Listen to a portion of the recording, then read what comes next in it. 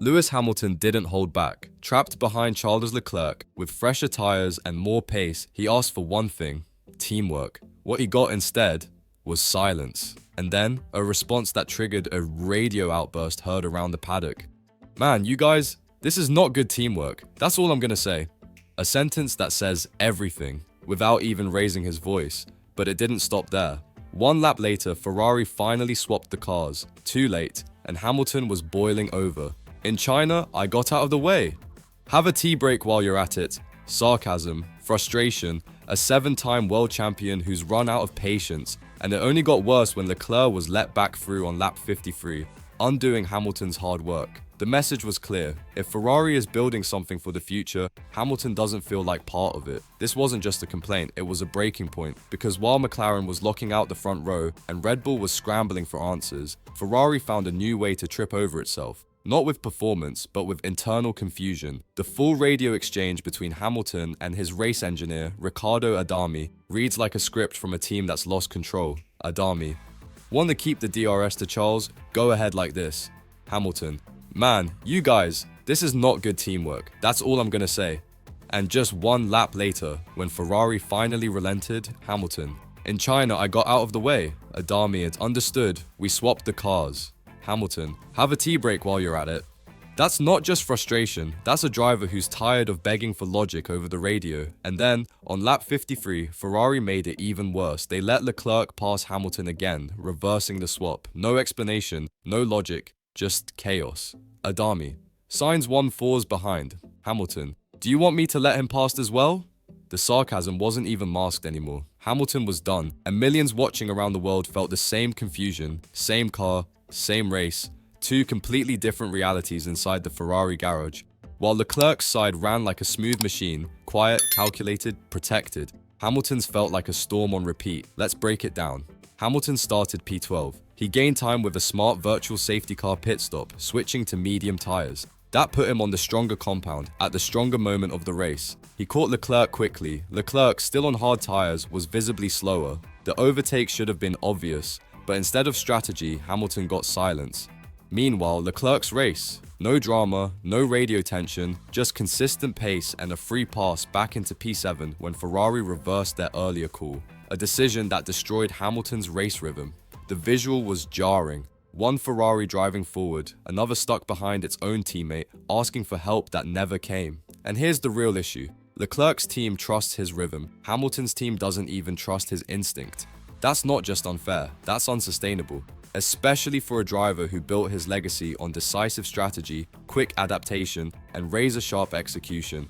Let's be clear, this isn't just about one race, it's a pattern, and it's getting worse. Every weekend starts with promise. Hamilton shows strong race pace in practice, there's optimism in the long runs, balance looks close. But then, qualifying hits, and the car turns into something else entirely. Too much understeer, rear instability, sudden grip loss, and no one seems to know why. You can hear it in the radio, not just the frustration, but the confusion. There's a disconnect between Lewis and his engineer, Riccardo Adami. It's like the data and the feedback are speaking two different languages. And when a driver as experienced as Hamilton starts second-guessing his own setup lap after lap, that's not a driver issue. That's an engineering failure. Compare that to Leclerc, who has the same chassis but gets predictable handling is. Why? Because his side of the garage isn't playing catch-up.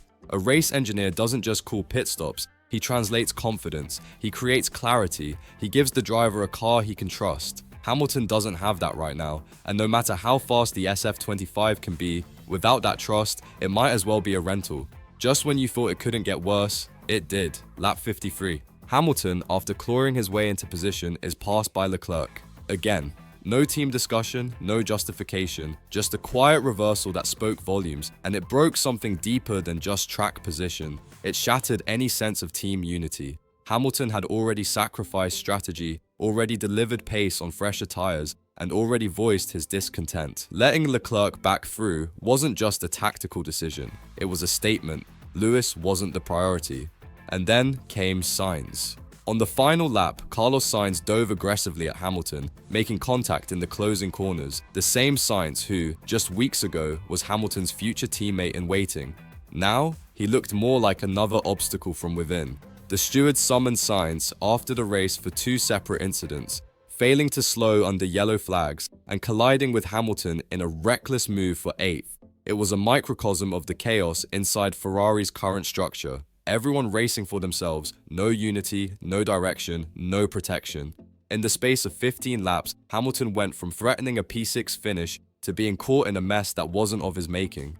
And the radio? Silent when it mattered, sarcastic when it was too late. This isn't a team, it's a collection of individuals wearing red. Let's ask the question that no one inside Maranello wants to answer. Is this sabotage or just sheer incompetence?